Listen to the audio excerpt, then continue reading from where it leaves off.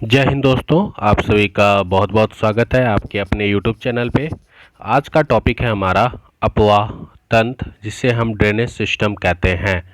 आप सभी को बता देना चाहता हूँ, इंडियन ज्योग्राफी की क्लासेस चल रही हैं एनसीईआरटी सार संग्रह किताब से, जिसमें हम इकोनॉमिक्स, पॉलिटी और मॉडर्न हिस्ट्री कंप्लीट कर चुके हैं।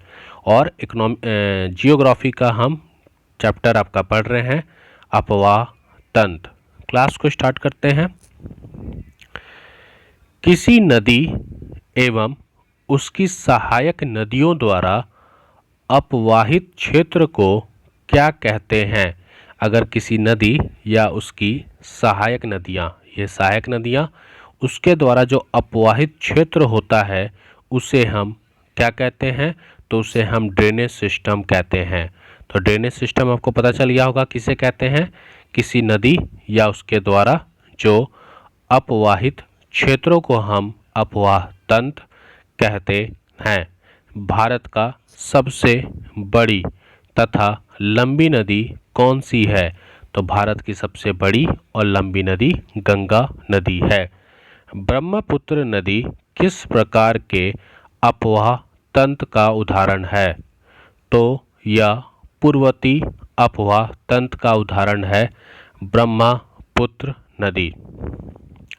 मानस किसकी सहायक ट्रिब्यूटरी नदी है? तो ब्रह्मपुत्र की सहायक नदी आपकी मानस है।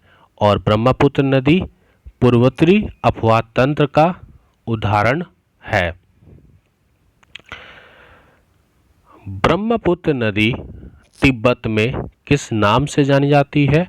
तो उसे हम सांगपो नाम से तिब्बत में जानते हैं। ब्रह्मपुत्र नदी तिब्बत, भारत, बांग्लादेश से होकर प्रवाहित होती है। भागीरथी का उद्गम स्थल कहाँ पे है? गौमुख भागीरथी नदी का उद्गम स्थल या स्थान है। लेह सिंधु नदी के किस तट पर अवस्थित है? तो लेह सिंधु नदी के दाएं तट पर आपका स्थित है। भारत की किन दो नदियों के उद्गम स्थल लगभग एक ही हैं? तो एक है ब्रह्मपुत्र और सिंधु नदी। इन दोनों का जो उद्गम स्थल है वह लगभग एक ही है। बांग्लादेश में गंगा नदी को किस नाम से जाना जाता है? तो बांग्लादेश में गंगा नदी को पद्मा नाम से जाना जाता है। गंगा नदी के तट पर स्थित सबसे बड़ा शहर कौन सा है? तो वह है कानपुर। लेदर फैक्ट्री, मतलब लेदर फैक्ट्री की यहाँ पे लेदर सिटी के नाम से जाना जाता है। गंगा का वह सहायक नदी कौन सी है जिसका उद्गम मैदानी भागों से होता है? तो वह है गोमती। कहाँ पे है? लखनऊ। अब हम भारत के मानचित्र के मदद से हम भारत की जो प्रमुख नदियां हैं और जो बांध हैं, डैम्स हैं, उनके बारे में पढ़ने वाले हैं। तो चलिए देखते हैं।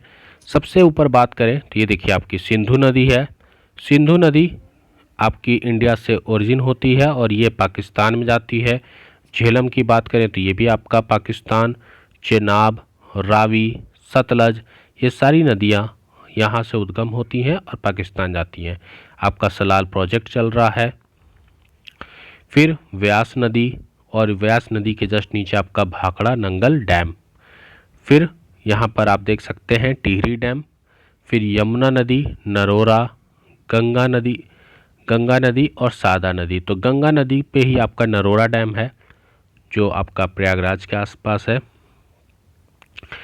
फिर आगे अगर हम बढ़े तो यहाँ पे आप देख सकते हैं Kota barrage, Rana Pratap Sagar, Gandhi Sagar, Rihand dam, Tilaiya dam आपका दिया हुआ है, Konar dam, Maithon dam, Panchet dam. आगे बात करें तो हीराकुंड डैम, परवरा डैम गोदावरी नदी पे, सरदार सरोवर डैम आपकी नर्मदा नदी पे, ठीक है। चंबल नदी पे आपका राणा प्रताप सागर है, गांधी सागर है, कोटा बैरेज है। बाकी ये देखिए ब्रह्मपुत्र नदी की बात करें तो ये दिहांग नदी के नाम से जानी जाती है। ब्रह्मपुत्र नदी यहाँ से आपके होते हुए बे ऑफ बंगाल में ये चली जाती है। ठीक है, ये आपका कर्क रेखा दे रखा है। अब नीचे अगर और थोड़ा जाएं तो हम यहाँ पे देख सकते हैं आपका कृष्णा नदी पे कोयना डैम है। ठीक है, नागार्जुन सागर आपका तुंगभद्रा नदी पे तुंगभद्रा डैम है। ठीक है, फिर आपका पेनार और मेटूर डैम कावेरी नदी पे है और पेरियार डैम आपका वेगई नदी के ऊपर है। तो बहुत सारी नदियाँ और उनके बांध के बारे में हमने पढ़ा। ये बताने का मेन पर्पज़ ये था क्योंकि यहाँ से डायरेक्ट क्वेश्चन आपके आते हैं। क्वेश्चन पूछा जाता है कि बताइए कि कोटा बैराज किस नदी के निकट है या किस नदी के ऊपर है। ठीक है, गोदावरी नदी को दक्षिण भारत की Ganga, Ganga of south India या फिर वृद्ध गंगा के नाम से भी जाना जाता है। किसको? गोदावरी नदी को, गंगा ऑफ साउथ इंडिया। आगे हम बात करते हैं सिंधु, ब्रह्मपुत्र और सतलज नदियों का उद्गम स्थल कहाँ है? तो तिब्बत है। तो अभी मैंने आपको बताया था कि जो सिंध नदी है और जो ब्रह्मपुत्र नदी है इनका उद्गम स्थल सेम है। तो याद रखिएगा, सतलज, ब्रह्मपुत्र और सिंध दोनों का उद्गम स्थल तिब्बत है। केदारनाथ से रुद्रप्रयाग के मध्य में कौन सी नदी प्रवाहित होती है? तो केदारनाथ से रुद्रप्रयाग के मध्य में आपकी मंदाकिनी नदी प्रवाहित होती है। मंदाकिनी नदी किस जल प्रवाह अथवा मुख्य नदी से संबंधित है? तो ये आपका अलकनंदा नदी से संबंधित है आपकी मंदाकिनी नदी। आगे बात करें तो बद्रीनाथ का जो प्रसिद्ध मंदिर है वह किस नदी के तट पर स्थित है? तो वह आपका अलकनंदा नदी पर आपका स्थित है बद्रीनाथ का प्रसिद्ध मंदिर। यमुना नदी का उद्गम स्थल कहाँ है? तो बंदरपूछ हिमंद में आपका उद्गम स्थल है यमुना नदी का। दामोदर नदी किस नदी की सबसे बड़ी सहायक नदी है? तो हुगली नदी की। दामोदर नदी हुगली नदी की सबसे बड़ी सहायक नदी है। क्लियर? आगे है हिमाचल प्रदेश। बात करते हैं अगर हम हिमाचल प्रदेश से कौन सा प्रमुख नदियां प्रवाहित होती हैं?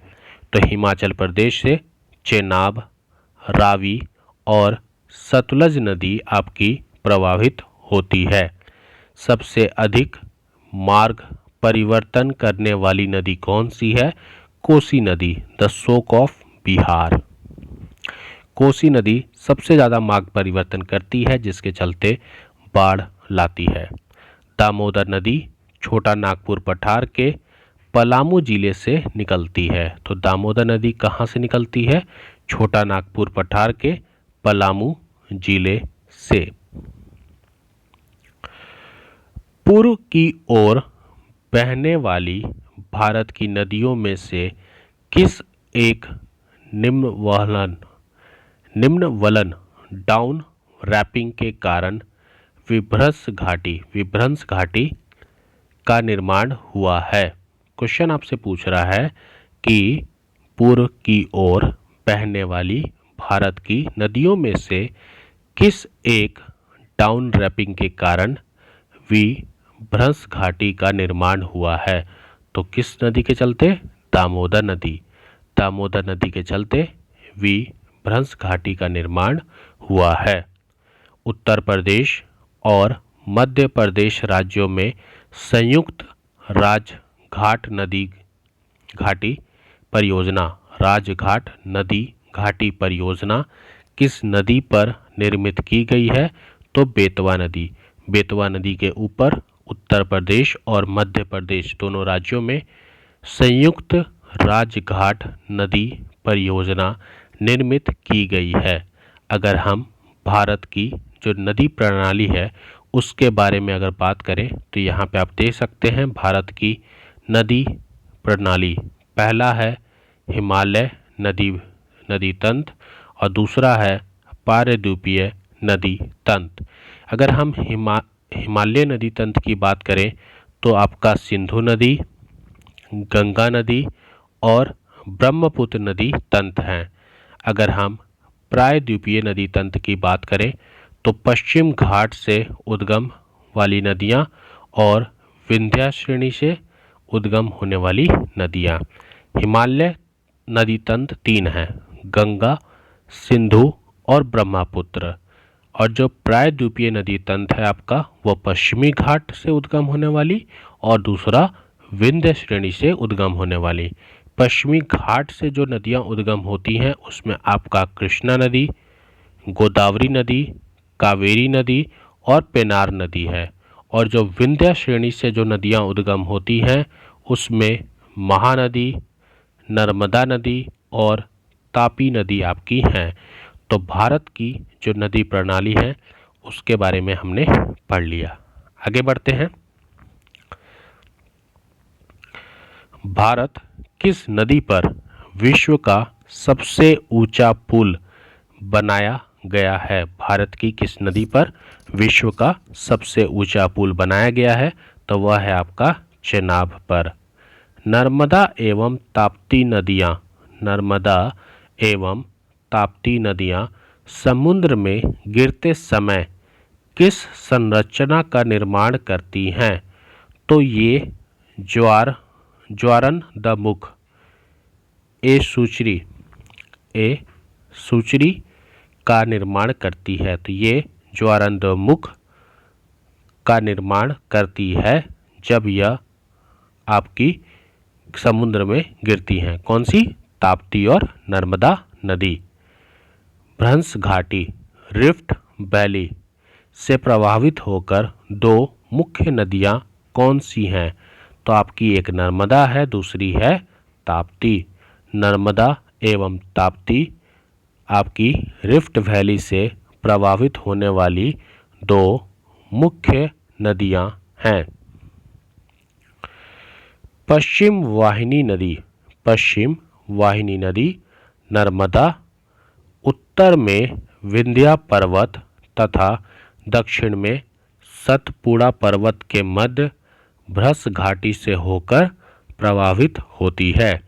तो अगर हम नर्मदा की बात करें तो नर्मदा उत्तर में विंध्य पर्वत और दक्षिण में सतपुड़ा पर्वत के मध्य से जो भ्रंश घाटी वहाँ से होकर ये प्रवाहित होती है नर्मदा नदी। अरब सागर में गिरने वाली 2 प्रमुख नदियाँ कौन सी हैं? तो ये आपकी नर्मदा और ताप्ती है।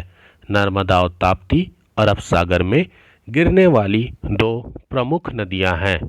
सोन तथा नर्मदा का उद्गम स्थल कहाँ है? सोम नदी और नर्मदा नदी का उद्गम स्थल अमरकंटक है। क्लियर? आगे बात करते हैं। नर्मदा नदी किस दिशा की ओर प्रवाहित होती है? तो नर्मदा नदी पश्चिम दिशा की ओर प्रवाहित होती है। भूमि बंधित या फिर अंतर्वाही नदी कौन सी है? भूमि बंधित या फिर अंतर्वाही नदी कौन सी है? तो ये आपकी लूनी नदी है। बिहार में निर्मित त्रिवेणी नहर में किस नदी का पानी आता है? तो गंडक नदी का। बिहार में आपका जो त्रिवेणी नहर है इसमें गंडक नदी का पानी आता है। क्लियर?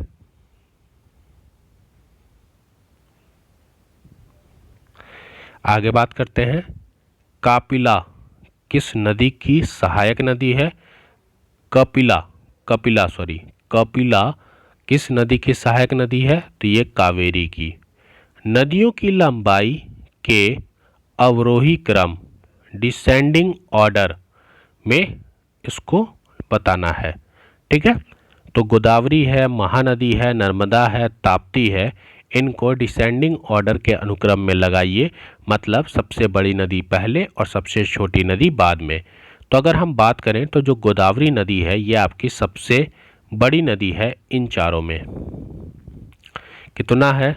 1465 किलोमीटर गोदावरी नदी की लंबाई है। नर्मदा नदी की बात करें तो इसकी लंबाई 1312 किलोमीटर है। महानदी की लंबाई 851 किलोमीटर और ताप्ती नदी की जो लंबाई है वह 724 किलोमीटर है। आगे बात करते हैं, दक्षिण भारत की नदियों में किसका जल ग्रहण क्षेत्र जो कैचमेंट एरिया है वह सर्वाधिक है? तो दक्षिण भारत की नदियों में जल ग्रहण क्षेत्र गोदावरी नदी का सबसे ज़्यादा है। प्रायद्वीपीय भारत की नदियाँ, प्रायद्वीपीय भारत की नदियों में कौन सी नदी सबसे लंबी है? तो वह है गोदावरी नदी। गोदावरी नदी दक्षिण भारत की नदियों में सबसे ज़्यादा जल ग्रहण क्षेत्र है और नदियों में, प्रायद्वीपीय नदियों में सबसे लंबी नदी भी गोदावरी है। हगारी किस नदी की सहायक नदी है? हगारी तुंगभद्रा की सहायक नदी है। श्रीरंगपट्टनम, शिव समुद्रम और श्रीरंगम नामक द्वीपों का निर्माण कौन सी नदी करती है? तो ये करती है आपकी कावेरी नदी। कावेरी नदी श्रीरंगपट्टनम, शिव समुद्रम, श्रीरंगम नामक द्वीपों का निर्माण करती है। कावेरी नदी का उद्गम स्थल कहाँ पे है? तो ब्रह्मगिरी पहाड़ियों में, ब्रह्मगिरी पहाड़ियों में कावेरी नदी का उद्गम स्थल है। कावेरी नदी कर्नाटक, केरल, तमिलनाडु एवं पुडुचेरी राज्यों से होकर प्रवाहित होती है। तो कावेरी नदी 1, 2, 3, 4 राज्यों से आपकी प्रवाहित होती है। मंदकिनी नदी और चौराबादी ताल नामक झील से निकलती है तथा सोनप्रयाग में वासुकी गंगा में मिलती हुई आगे बढ़ती है। जो मंदाकिनी नदी है यह आपकी चौराबादी ताल नामक झील से निकलती है और सोनप्रयाग में वासुकी गंगा में मिलते हुए आगे बढ़ती है। यहाँ पे भारत की कुछ प्रमुख नदियों के नाम दिए गए हैं। पहला है आपका सिंधु नदी, ओरिजिन है इसका तिब्बत में मानसरोवर जल या फिर कैलाश पर्वत, ठीक है। सतलज नदी की बात करें तो मानसरोवर के निकट आपका सकर सताल झील। झेलम नदी कश्मीर से आपका चेनाब नदी यहाँ पे लाहुल में बरवाचला दर्रे के पास, रावी नदी कागड़ा जिले हिमाचल प्रदेश, व्यास नदी रोहतांग दर्रे से। बाकी इसके ट्रिब्यूटरीज भी दी गई हैं तो आप पॉज करके वीडियो को देख लीजिएगा। व्यास नदी मैंने आपको बता दिया।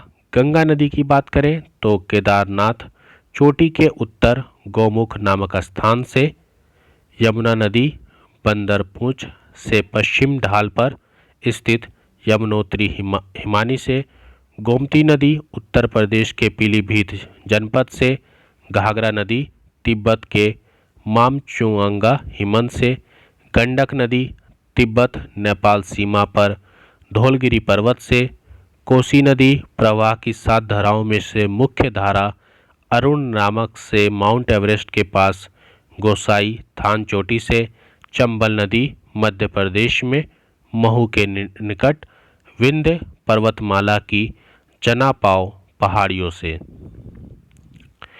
बेतवा नदी रायसेन मध्य प्रदेश के कुमार गांव के निकट विंध्या पर्वतमाला से, केन नदी सतना जनपद मध्य प्रदेश के कैमूर पहाड़ियों से, सोन नदी अमरकंटक की पहाड़ियों से, दामोदर नदी छोटा नागपुर पठार के पलामू से ब्रह्मपुत्र नदी मानसरोवर झील के निकट चिमयांगडुंग हिमत से, गोदावरी नदी नासिक महाराष्ट्र के पश्चिम घाट में त्र्यंबक पहाड़ियों से, कृष्णा नदी महाबलेश्वर के पास पश्चिम घाट से, कावेरी नदी कर्नाटक राज्य में ब्रह्मगिरी पहाड़ियों में कुर्ग जिले से, नर्मदा नदी मध्य प्रदेश में अमरकंटक की पहाड़ियों से, ताप्ती नदी मध्य प्रदेश के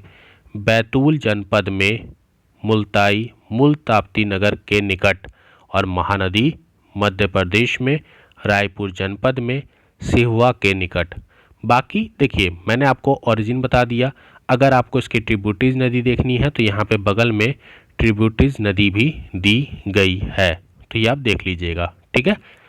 क्योंकि मैं आपको एक एक चीज़ बताऊंगा तो आप इसको खुद पॉज करके वीडियो को पढ़ सकते हैं, सारी चीज़ें आपके सामने दी गई हैं, इसलिए मैं धीरे धीरे एक बार स्लाइड कर दे रहा हूँ जिससे आप वीडियो को पॉज करके आराम से सब कुछ पढ़ लीजिएगा। क्लियर। आगे बात करें, साबरमती नदी का उद्गम अरावली पर्वतमाला राजस्थान से होता है और यह आगे जाकर खंबात की खाड़ी में मिल जाती है। तो जो साबरमती नदी है इसका उद्गम कहाँ से होता है?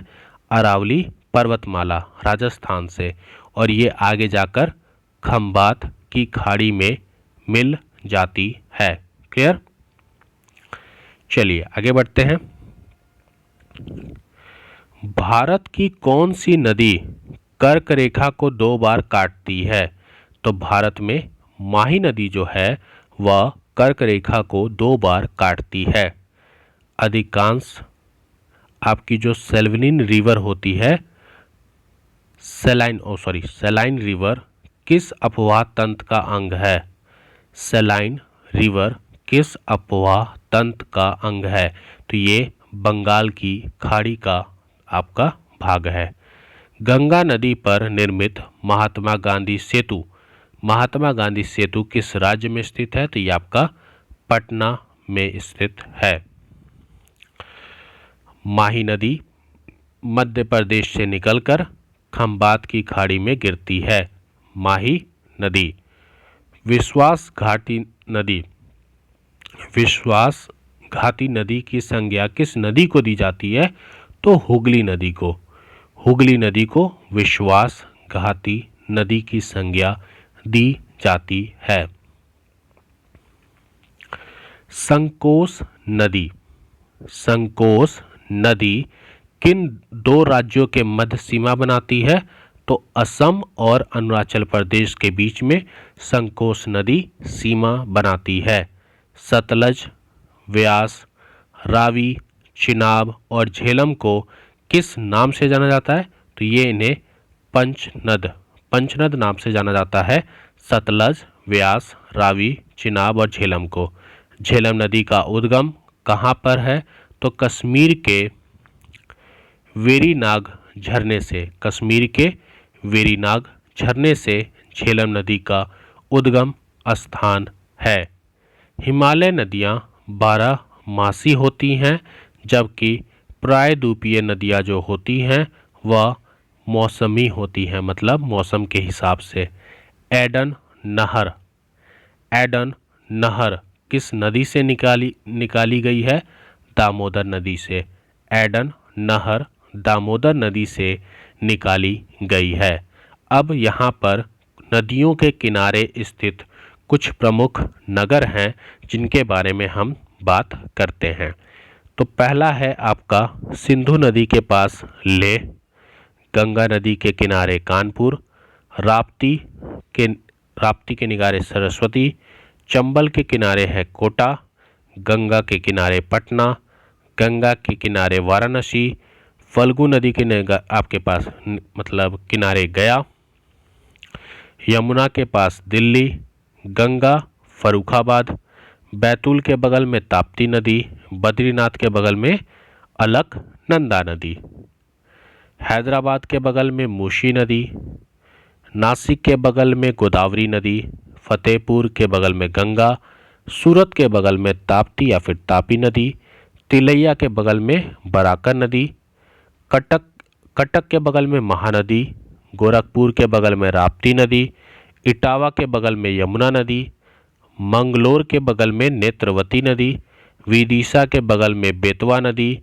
प्रयागराज की बात करें तो उसके बगल में गंगा एवं यमुना नदी जहाँ पे महाकुंभ हुआ था आपका, भुवनेश्वर के बगल में महानदी, जबलपुर नर्मदा नदी, बलिया गंगा नदी, कन्नौज गंगा, लखनऊ गोमती नदी, उज्जैन शिप्रा नदी, अहमदाबाद साबरमती नदी, बेंगलुरु की बात करें तो विश्व भावती नदी, हाजीपुर गंडक नदी, आगरा की बात करें तो यमुना नदी,